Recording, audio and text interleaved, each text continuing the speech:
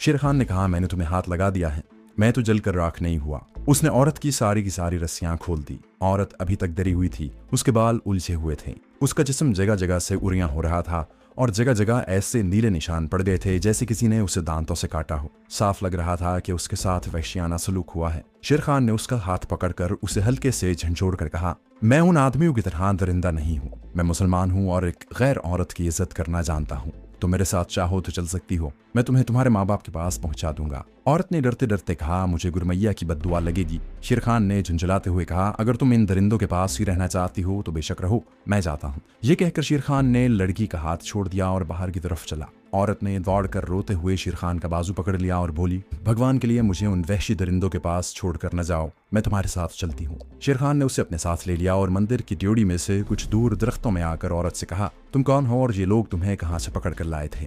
औरत बोली, मेरी कहानी बड़ी लंबी है, मुझे जहाँ से ले चलो मैं तुम्हें सब कुछ बता दूंगी। शेर खान ने कहा, मैं इस जंगल में रास्ता भटक गया हूँ, क्या तुम्हें कुछ पता है कि हम जंगल के किस हिस्से में हैं और आगे कौन सा शहर है? औरत ने कहा, जहाँ से ये लोग मुझे जुलूस की शक्ल में लाए थे उस तरफ 3 कोस के फासले पर कठियाली नाम का कस्बा है।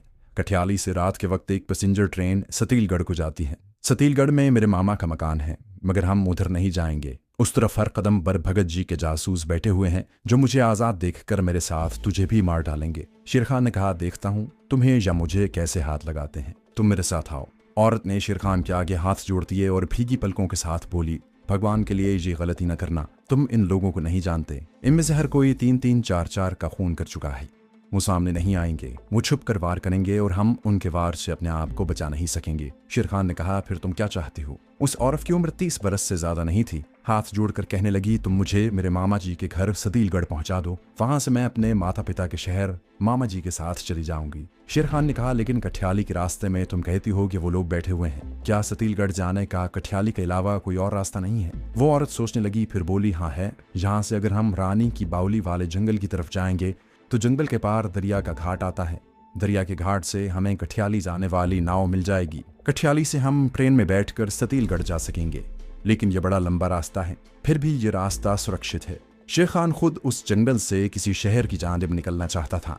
ये औरत उस इलाके से वाकिफ थी, वो उस औरत को उसके मामा के घर पहुंचा सकता था और खुद भी दिल्ली की तरफ निकल सकता था। सिर्फ किसी रेलवे स्टेशन तक पहुंचना जरूरी था, उसके बाद दिल्ली या झांसी पहुंचना कोई मुश्किल नहीं था। उसने औरत से कहा, तो फिर चलो, हम रानी की बावली वाले जंगल को पार करके घाट पर चलते हैं। औरत ने डरते डरते कहा, हमें रास्ते में रात पड़ जाएगी और रात को ये जंगल बड़ा खतरनाक हो जाता है। शेर खान ने कहा, अब जो होगा देखा जाएगा, तुम खामोशी से मेरे साथ चल पड़ो और मुझे रास्ता दिखाती जाओ। शेर खान ने उस औरत को साथ लिया और उसकी रहनुमाई में जंगल में एक तरफ को चल पड़ा। आसमान पर स्याह बादल बदस्तूर छाए हुए थे, मगर बारिश रुकी हुई थी। गरहों और नशेब में कहीं कहीं बारिश का पानी जमा हो गया था। औरत शेर खान के साथ लगकर चल रही थी। वो बहुत डरी हुई थी। उसे 2 डर थे, एक डर ये था कि वो लोग वापस आकर उसे पकड़ न लें, और दूसरा डर गुरमैया की बद्दुआ का था।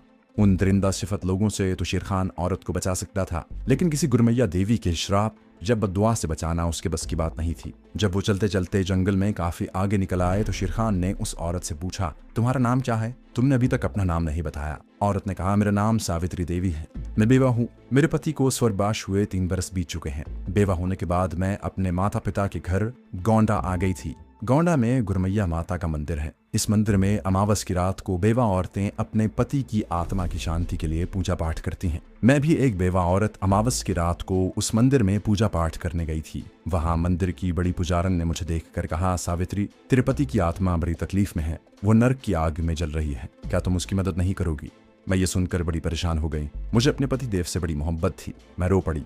मैंने पुजारन से कहा, मैया, मैं अपने पति की आत्मा को नरक की अग्नि से बाहर निकालना चाहती हूँ, मुझे बताएं कि मैं क्या करूं। पुजारन ने कहा, तुम कल अकेली मेरे पास आना, मैं तुम्हें वो तरीका बताऊंगी कि तुम अपने पति देव को कैसे नरक की आग से मुक्ति दिला सकती हो। और हाँ, इसका जिक्र घर में अभी किसी से न करना। मैं घर वापस आ गई, बड़ी परेशान थी। मैंने माता पिता से उसका जिक्र न किया। दूसरे दिन मैं मंदिर पहुंच गई। पुजारन मैया मेरा इंतजार कर रही थी। वो मुझे एक कोठरी में ले गई। कोठरी में एक चौकी पड़ी थी जिसके सामने एक मोमबत्ती जल रही थी और थाली में लोबान सुलग रहा था। पुजारन ने कहा, साड़ी उतार कर चौकी पर बैठ जाओ और आंखें बंद करके राम नाम का दिल में जाप करो। मैं यहाँ से चली जाऊंगी। आधे घंटे बाद तुम्हारे पति की आत्मा तुम्हारे सामने आ जाएगी और वो खुद तुम्हें बताएगी कि तुम उसकी आत्मा को नरक की आग से निजात दिलाने के लिए क्या कर सकती हो। मैंने वैसे ही किया जैसे पुजारन जी ने कहा था। मैंने सफेद साड़ी पहन रखी थी दोस्तों, आगे बढ़ने से पहले आपसे गुजारिश है कि अगर आपने अभी तक इस चैनल को सब्सक्राइब नहीं किया तो इसे सब्सक्राइब कीजिए और वीडियो पसंद आने की सूरत में इसे लाइक, शेयर और कमेंट करके हमें बताइए कि आपको हमारी वीडियो कैसी लगी। तो आइए कहानी की तरफ चलते हैं। हिंदुओं में औरत बेवा हो जाए तो वो रंगदार लिबास नहीं पहन सकती, ना सिंगार ही कर सकती है। मैंने सफ़ेद साड़ी उतार दी और चौकी पर बैठकर आंखें बंद कर लीं और राम नाम का जाप करने लगी। मैंने इस पुजारन के वहां से उठकर जाने और दरवाज़ा बंद करने की आवाज़ सुनी। वो चली गई। मैं अकेली बगैर साड़ी के चौकी पर बैठी आंखें बंद किए मुंह ही मुंह में राम नाम का जाप करती रही। जब काफ़ी देर गुजर गई तो अचानक मुझे एक मर्द की आवाज़ आई, सावित्री, मैं तुम्हारे पति बुरसदास की आत्मा हूँ, अपनी आंखें मत खोलना, आंखें खोलूंगी तो मैं गायब हो जाऊंगा। तेरे बगैर नर्क में मेरी आत्मा जल रही है। उस औरत यानी सावित्री ने अपनी दास्तान जारी रखते हुए कहा। इस मर्द की आवाज़ मेरे पति बुरसदास की आवाज़ नहीं थी। मैंने आंखें बंद किए हुए कहा, पतिदेव, तुम्हारी आवाज़ क्यों बदल गई है? उसने कहा, नर्क की आग ने मेरी आवाज़ बदल दी है। मैं तुम्हारे पति की आत्मा ही हूँ और एक गैर मर्द का जिस्म धार कर तुम्हारे पास आया। उसके बाद मुझे अपने जिस्म पर किसी मर्द का हाथ महसूस हुआ। मैंने चौंक कर आंखें खोल दी। मेरे सामने मेरे पति देव की आत्मा की बजाय एक हट्टा कट्टा बड़ी बड़ी मूंछों वाला पुजारी मुझ पर झुका हुआ था। मैं चीख मार कर पीछे हटी तो उसने मुझे अपनी बाहों में जकड़ लिया और बोला, सावित्री, मैं तुम्हारा पति देव हूँ, मेरा साथ दो ताकि मुझे नर्क की आग से मुक्ति मिल जाए। मैं समझ गई थी कि पुजारन ने मेरे साथ धोखा किया है। मैंने शोर मचा दिया। उस हट्टे कट्टे पुजारी ने मुझे इतने जोर से थप्पड़ मारा कि मैं नीम बेहोश होकर गिर पड़ी। उसके बाद मेरे साथ उसने जो वहशियाना सलूक किया मैं उसको बयान नहीं कर सकती। वो औरत सावित्री अपनी दर्दनाक दास्तान भी सुना रही थी और कमांडो शेर खान के साथ जंगल की एक छोटी सी पगडंडी पर चल भी रही थी। शेर खान ने पूछा, फिर तुम जहाँ राम तलाई वाले मंदिर में कैसे पहुंच गई? वो औरत बोली, फिर ऐसा हुआ कि कोठरी में दो और पुजारी आ गए। इन दोनों ने भी मेरे साथ वैश्याना सलूक किया। उसके बाद उन्होंने एक टीका मेरे बाजू पर लगा दिया। टीका लगने के बाद मेरे जिस्म का सारा दर्द, सारी तकलीफ गायब हो गई और मैं सो गई।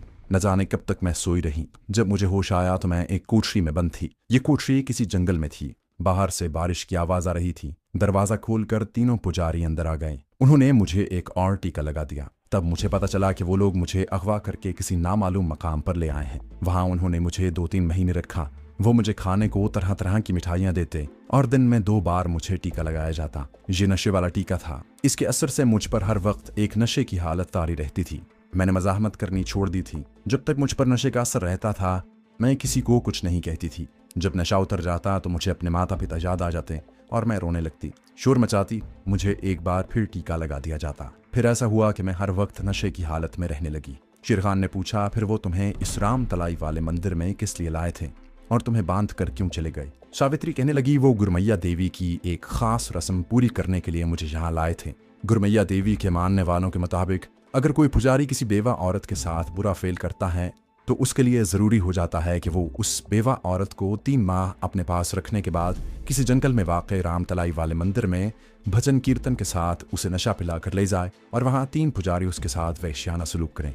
उसके बाद सारी रात बेवा को मंदिर में बांध कर रखा जाए। जब दूसरे रोज़ पुजारी उस औरत को वहाँ से ले जाएगा तो वो गुरमैया देवी के फ़िरके के मुताबिक उसकी दासी मानी जाएगी और हिंदू समाज उस पुजारी और बेवा औरत के एक साथ रहने पर कोई एतराज़ नहीं कर सकेगा। ये लोग मुझे यही रस्म पूरी करने के लिए राम तलाई के मंदिर में लाए थे। बस ये है मेरी दुख भरी कहानी। शेर खान ने कहा, तुम हिंदू औरत हो, तुम्हारे माता पिता मामा सब हिंदू हैं, क्या वो तुम्हें गुरमैया देवी के धर्म के मुताबिक वापस पुजारी के पास नहीं छोड़ाएंगे? सावित्री ने कहा, नहीं, हम गुरमैया के फिरके के मानने वाले नहीं हैं, हम आर्या समाजी हैं। आर्या समाजी किसी फिरके, किसी गुरमैया देवी को नहीं मानते। अगर पुजारी मेरे माता पिता के घर मुझे वापस लेने आया तो वो पुलिस को बुलाकर पुजारी को पुलिस के हवाले कर देंगे और मैं अदालत में पुजारी के खिलाफ बयान दूंगी।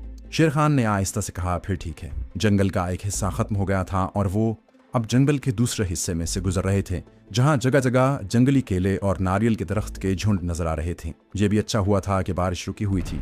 बादल आसमान पर अगरचे और गहरे हो गए थे। वो राम तलाई वाले मंदिर से काफी दूर निकल आए थे। शेर खान ने अंदाजा लगाया कि वो अंधे कुएं से भी उतनी दूर निकल आया है कि अब इंटेलिजेंस चीफ के सिपाही उस तक नहीं पहुंच सकेंगे। सावित्री थक गई थी। उसकी रफ्तार आहिस्ता हो गई थी। कहने लगी, मुझे प्यास लग रही है। कमांडो शेर खान ने इर्द गिर्द देख कर कहा, यहाँ पानी कहीं नजर नहीं आता।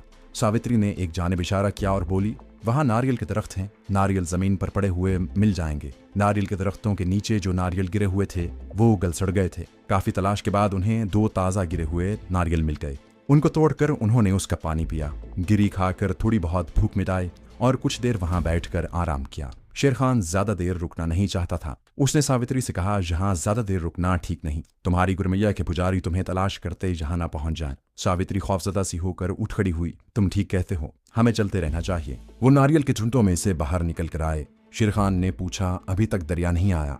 सावित्री ने कहा, दरिया अभी बहुत दूर है। मैंने तुम्हें कहा था कि हो सकता है हमें रास्ते में ही रात हो जाए। सावित्री का अंदाजा बिल्कुल दुरुस्त था। जंगल में चलते चलते उन्हें दोपहर हो गई थी और जंगल का सिलसिला खत्म होने में नहीं आता था। एक जगह जंगली केलों के दरख्त उगे हुए थे। उन्होंने केले तोड़कर खाए और सफर जारी रखा। इस तरह आहिस्ता आहिस्ता चलते दिन ढलना शुरू हो गया था। शेर खान ने कहा, मैंने इन जंगलों के बारे में सुन रखा है कि जहाँ शेर, चीते और रीछ बहुत होते हैं, लेकिन हमें कोई दरिंदा नहीं मिला। सावित्री ने कहा, जंगल के जिस हिस्से में से हम गुजर रहे हैं, जहाँ पानी के तालाब और नदी वगैरह नहीं है, इस वजह से जंगली जानवर, खास तौर पर शेर और चीते, इधर का रुख नहीं करते। दरिया के पास जाकर उनका खतरा पैदा हो जाएगा। मगर दरिया अभी बहुत दूर था। उस दरिया में कश्ती में सवार होकर उन्हें कठियाली पहुंचना था, जहां सावित्री के मामा का घर था। बादलों के पीछे सूरज अभी पूरी तरह से गुरूब नहीं हुआ था, मगर बादलों की वजह से शाम का अंधेरा वक्त से पहले ही फैलने लगा था। रात सर पर आ रही थी। कमांडो शेर खान सोच रहा था कि कोई ऐसी जगह अंधेरा होने से पहले तलाश कर लेनी चाहिए जहां रात गुजारी जा सके, और वो जगह जंगली दरिंदों, रीछ और जंगली भेड़ियों वगैरह से महफूज भी हो। जंगल का मैदान खत्म हो गया था। अब वो एक बार फिर बांस के गुंजान झुंड शुरू हो गए थे। एक जगह नारियल के दरख्त और जंगली बेरों के दरख्त भी थे। उन्होंने जंगली बेरों से पेट की आग बुझाई, नारियल का पानी पिया और रात बसर करने का ठिकाना तलाश करने लगे। अंधेरा होने लगा था। फिर बूंदाबांदी भी शुरू हो गई। सावित्री ने कहा, बारिश आने वाली है। शेर खान ने कहा, आगे शायद किसी टीले में कोई खो वगैरह मिल जाए। बांसों के दरख्तों ने हर तरफ घेरा डाल रखा था। आखिर वो उन दरख्तों से निकलने में कामयाब हो गए। सामने एक टीला था जिसकी एक जानिब एक छप्पर सा पड़ा हुआ था। करीब जाकर मालूम हुआ कि ये एक झोंपड़ा है और खाली पड़ा है। शेर खान ने कहा, हम यहाँ रात गुजार सकते हैं। झोंपड़े का छप्पर नारियल की शाखों को जोड़कर बनाया गया था। दोनों झोंपड़े में एक तरफ होकर बैठ गए। शेर खान ने झोंपड़े की छत पर निगाह डाली और बोला, अगर बारिश तेज हो गई तो ये छप्पर बारिश का पानी नहीं रोक सकेगी। और कोई जगह भी तो नहीं है, सावित्री ने कहा। शेर खान ने कहा, तुम जहाँ बैठो, मैं टीले की दूसरी तरफ जाकर देखता हूँ, हो सकता है वहाँ कोई जगह मिल जाए। शेर खान झोंपड़े से निकलकर टीले की दूसरी तरफ गया। टीले की दूसरी तरफ भी कुछ नहीं था, सिर्फ झाड़ियां और सरकंडे थे। अंधेरे में उसने देखा कि सामने एक और टीला है। वो उसकी तरफ बढ़ा। उस टीले में एक कुदरती गार मिल गया जिसके थाने को सरकंडों ने छुपा रखा था। शेर खान सावित्री को वहां ले आया। सरकंडों को एक तरफ करके वो गार के अंदर चले गए। ये गार एक ड्योढ़ी नुमा था। शेर खान बोला, यहाँ हम बारिश और जंगली दरिंदों से बचे रहेंगे।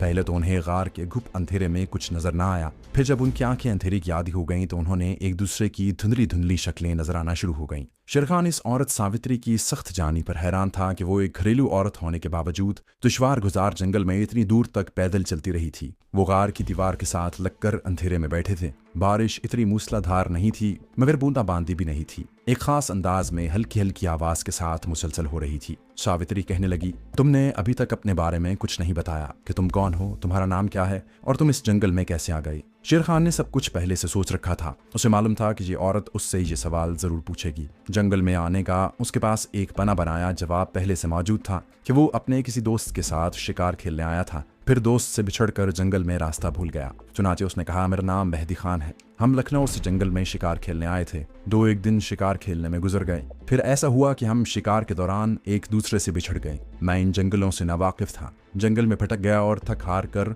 इस राम तलाई के पास बैठा था जहां वो तुम्हें लेकर आए थे। मैंने वो सब कुछ देखा जो वहां हुआ। फिर जब वो लोग तुम्हें मंदिर में बांध कर चले गए तो मैंने तुम्हारे कराहने की आवाज सुनी और तुम्हारी मदद को पहुंच गया। बस ये है मेरी कहानी। सावित्री ने कहा, तुमने मुझ पर बड़ा एहसान किया है जो मुझे इन दरिंदों से बचा कर ले गए, वरना इन लोगों ने अब मुझे किसी दूसरे मंदिर के अय्याश पुरोहित के हाथ फरोख्त कर देना था। भगवान ने मेरी प्रार्थना सुन ली और मेरी मदद को तुम्हें भेज दिया। शेर खान आहिस्ता से बोला, बस मैं तुम्हें कठियाली तुम्हारे मामा के पास छोड़कर आगे लखनऊ की तरफ निकल जाऊंगा। सावित्री ने पूछा, क्या तुम लखनऊ में रहते हो? शेर खान बोला, हाँ, अभी तो लखनऊ में रहता हूँ। सावित्री ने सवाल किया, क्या तुम्हारे बीवी और बच्चे भी हैं?